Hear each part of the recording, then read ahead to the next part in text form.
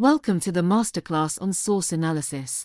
This masterclass is geared towards the popular medicine through time unit, but the skills can be transferred to other units where you are studying a primary source of evidence.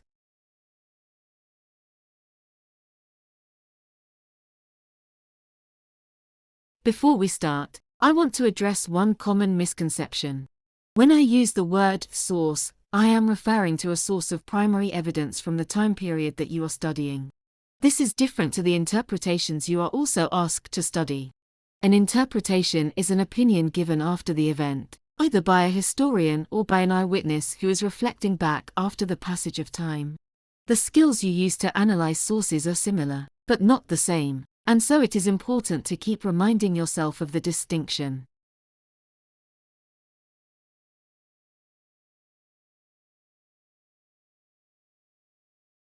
This lecture will be split into 4 parts. We will start with a step-by-step guide to source analysis.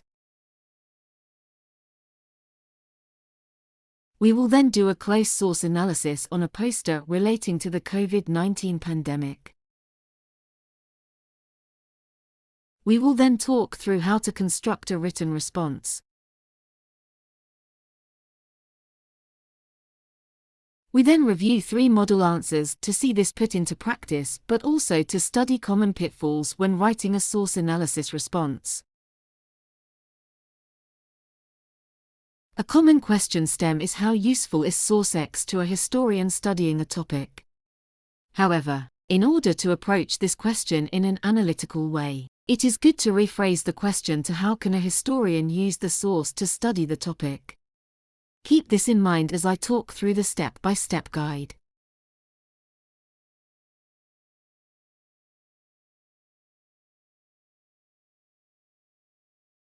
The first thing to do is identify the purpose of the source. Contrary to popular belief, sources were not created for GCSE students to study in their exam. An easy way to think about this is to look at whether the source is designed to inform, to entertain, or to persuade the audience. Sometimes, a source can have multiple purposes. For example, a satirical cartoon is used to entertain the observer but also provide information on political events. They were also all designed with an intended audience in mind with a view to getting the audience to know or do something. In this way, you could think about the source like a piece of advertising.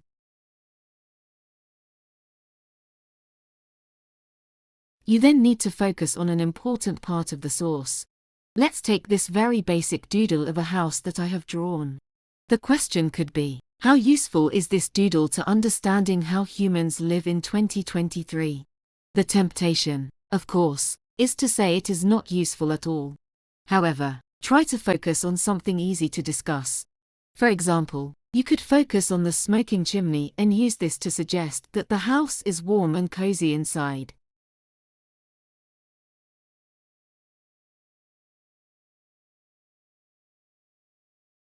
You then need to link this to your wider contextual knowledge. For example, you could say that this house has a working fireplace, even though most people use central heating systems and brick up their chimneys nowadays. Or you could say that people in Britain need fires in their houses because of the cold winters and that traditional log fires are becoming more fashionable. After this, you need to arrive at a judgment for how useful the source is.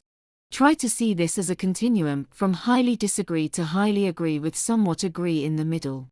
Try to avoid the 2 extremes. A source is never fully useful in the sense that you do not require any further evidence to study the topic, or totally useless and so provides no relevant information. The phrase mostly agree/disagree is a better phrase as it allows for a counter-argument. Now let's put this guide into practice. We will be examining a source relating to COVID-19 since everyone has some contextual knowledge from their own experiences. The question is as follows: how useful is source A to a historian studying the restrictions put in place during the COVID-19 pandemic? Remember, we are going to study how the source can be used. Imagine a historian in 50 years' time. How would they use this source to learn about this momentous moment in history? Also note the subject. There is a particular focus on the restrictions put in place as part of the government's public health measures. Therefore, a discussion of the vaccination or testing programs will not be directly relevant. The source is a billboard poster that was displayed in a railway station. It is a customer notice, so the purpose is to inform customers of the requirement to wear a mask while traveling by train. You could also say that the poster is designed to persuade people into compliance with this rule, even if they find wearing a mask for a long journey uncomfortable.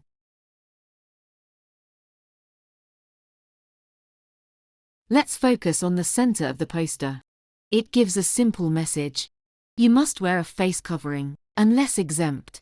There is also a silhouette of a person wearing a face covering, presumably to catch the attention of people walking by, but it could also be a visual aid so that foreign visitors to the train station can also understand the message. We could also focus on the bold type of £6,400, which is the maximum fine for non-compliance. This is being used as a deterrent to make people conform with the regulations. You could use your wider contextual knowledge to say there were other fines in place at this time. For example, you could be fined by the police for hosting a house party or social gathering, and this rule resulted in a huge Downing Street scandal when it was revealed that leading politicians had broken their own laws.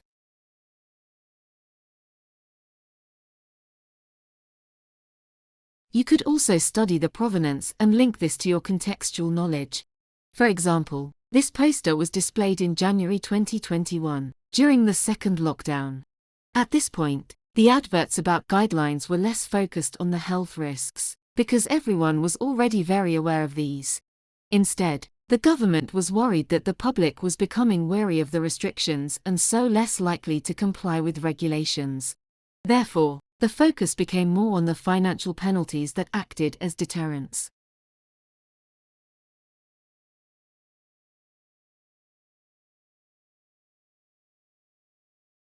Finally, you need to arrive at a conclusion.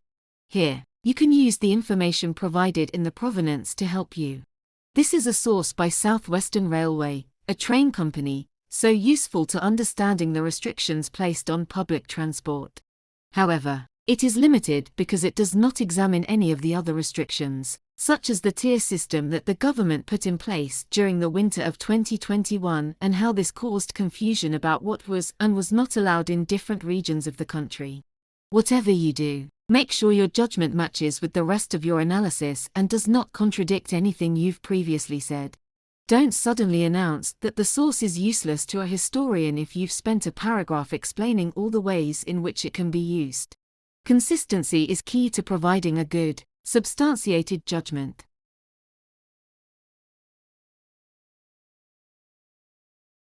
Now let's look at the best way to construct a response, given the ridiculous time pressure you are put under during an exam. To help beat the clock, I recommend using the what, how, why structure. It is a three-staged approach and it allows you to write a fully developed paragraph in just 6 sentences.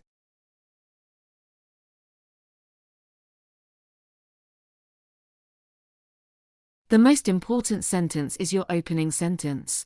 This needs to address exactly what you want to say in one clear point.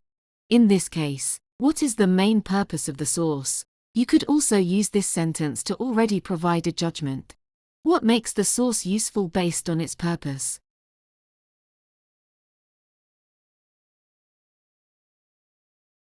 You then need to provide evidence to support this. Enough evidence to show engagement in the source, but not too much that you lack focus and become too descriptive. This is the how section. How does the source put this purpose across?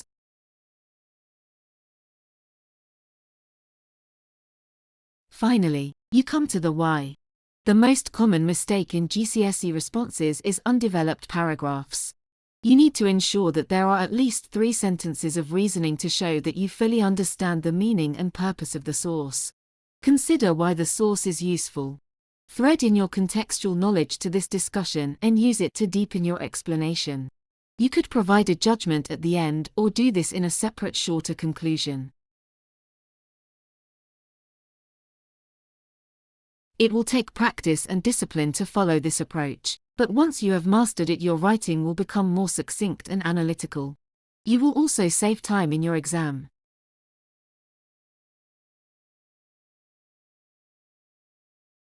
I am now going to display the question and the source again.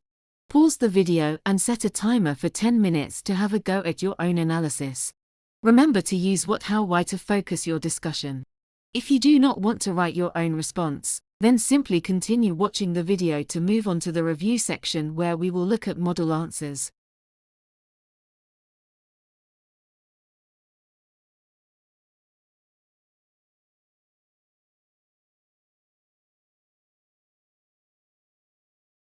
Let's now examine some model answers. None of these answers are perfect. In different ways, they each focus on common problems or misconceptions that students face. When I first show the answer, I will give you some reading time before discussion begins.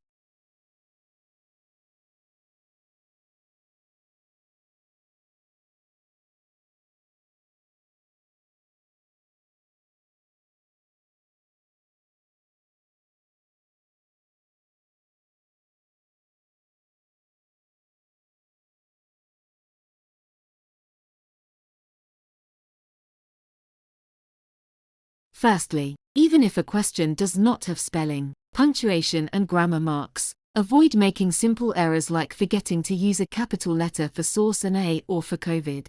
This also goes for places and people's names. The examiner could easily draw a conclusion from this, using unconscious bias.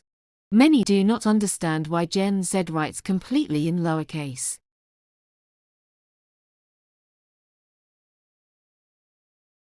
This answer appears developed. However, when you examine this second part of the response, most of this is information provided in either the provenance or the poster itself. It's only the last sentence that goes beyond the source to making an inference that people were worried about the spread of the virus. This is an important and relevant point, but it requires further development of reasons why.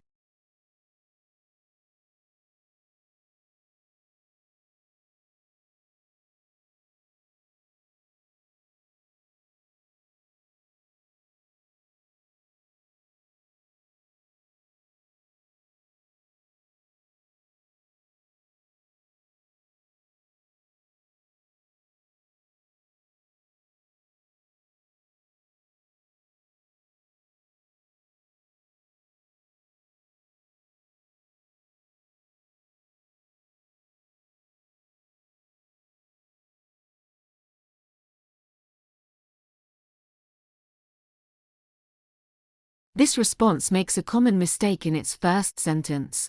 It goes straight in with the fact this is a customer notice, something lifted straight from the source. A better way of phrasing this would be, since this source is a customer notice, it is quite useful to a historian because it was designed to inform the public about the COVID regulations. That way, you have used the opening sentence to both address the question and identify the purpose of the source. The second half of this model answer provides reasons why the source is not useful, but it is not very analytical. This is what we call in the trade, evaluation by omission, saying the source is not useful based on what is not there. It is difficult to show developed reasoning using this approach since you are not engaging in the source and its core message or purpose. There is, however, some judgment in use of context. The response states that face coverings were a big part of the restrictions and that students had to wear them in school. However, this would be considered an assertion or an undeveloped judgment since it is not backed up by any further reasoning or evidence.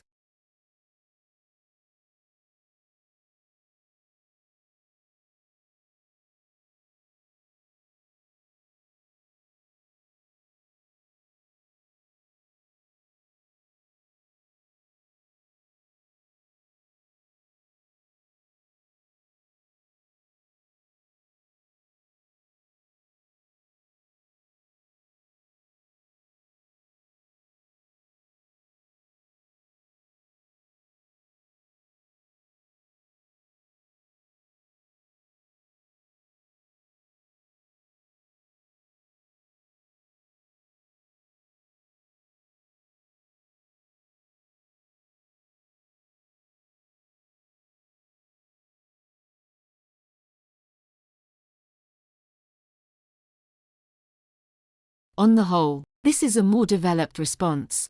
You can see the what, how, why structure in action. The opening sentence states clearly why the source is useful and its intended purpose.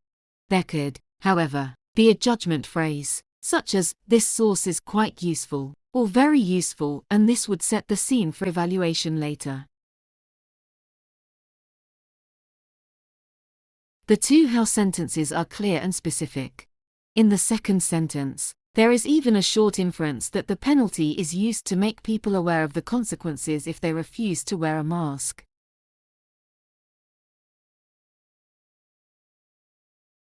The three sentences of explanation are also well developed and draw information from the provenance, such as January 2021, when the poster was publicly displayed. It also contextualizes the poster by explaining the government's worries about non-compliance from members of the public.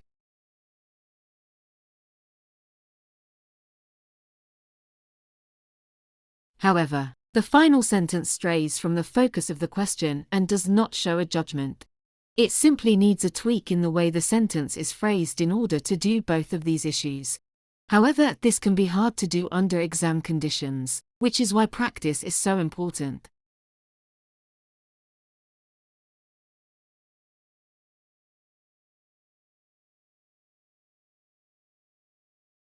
I really hope you found this masterclass useful. These are skills that can be applied to source-based questions, especially those that ask you to evaluate how useful a source is to a historian. If you have found this masterclass useful, take a look at the other tutorials that I am offering on the Medicine Through Time unit, alongside other popular topics.